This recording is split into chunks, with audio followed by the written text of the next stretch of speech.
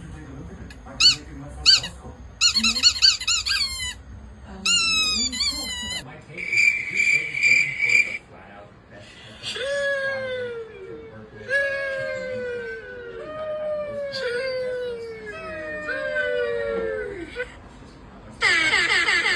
have most don't and make these skills.